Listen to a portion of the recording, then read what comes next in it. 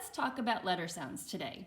So I know a lot of parents who like to teach their little ones the sounds of the letters before the little ones start school. And that's great. I did that with my kiddos as well. And so I have some tips for you. Some teachers might find these tips helpful as well. So let's start with continuous sounds. Some of the sounds for our letters are continuous sounds. And that simply means that we can hold the sound. So for example, we can hold all the vowel sounds. A, I, we can hold those sounds. We can also hold the sounds of many of our consonants. We can hold the F sound. Ooh, I can hold that L sound. R,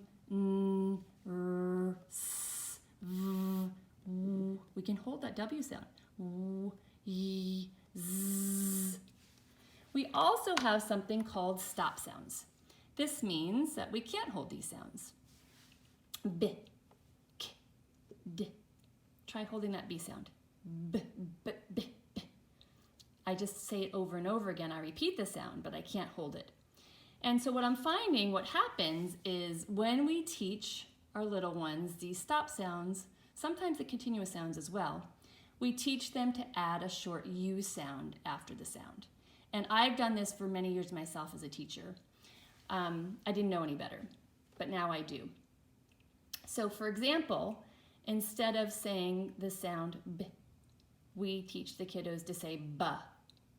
We teach the kiddos to say K, D, G, H, J, K. Do you hear that short U sound, that sound after the letter? Yeah, we don't want to teach that to them. Because what I'm finding is a lot of kiddos, when they're beginning to blend sounds to read, that distortion really interferes with them learning to read. Because they hear that sound that interferes with the word and they can't figure out what the word is. So for example, when they're reading the word cat and they're trying to blend those three sounds, the sound of C, the sound of A, the sound of T, they may blend like this. K, A, T. And then they can't hear the word cat. So I have a fix for that. Instead of thinking of adding a short U sound to the stop sounds, I think of adding a short I sound. Now the sound for B is really, it's getting your mouth ready for that letter sound, but we want to add a vowel sound after it. So this is what I suggest. Instead of teaching the kid to say B, we're going to think of a short I sound after the B sound. B. It keeps it shorter. It keeps it more genuine to what that letter sound is. Instead of K, that sound, that long, that short U that has a long sound after it, K, because we can hold those vowels, remember? We're going to teach the kid to say K, D. Think of the short I.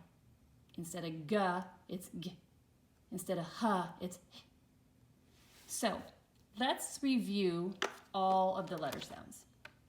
I like to teach the little ones letter sounds starting with lowercase letters because that's what they're going to encounter most in text. Some parents and teachers like to teach it with the uppercase letters, and they will see uppercase letters at the beginning of sentences and like the beginning of names, but they're mostly going to encounter lowercase letters. So that's how I like to teach it. So let's go over these sounds. A, B, K, D, E, F, G,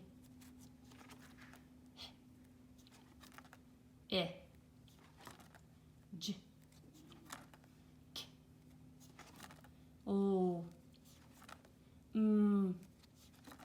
P, Q, R,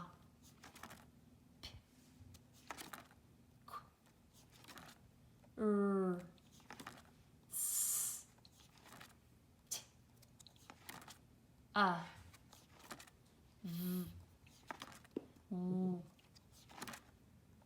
X, Y, Z. I hope you found these tips helpful. Let me know if you have any questions.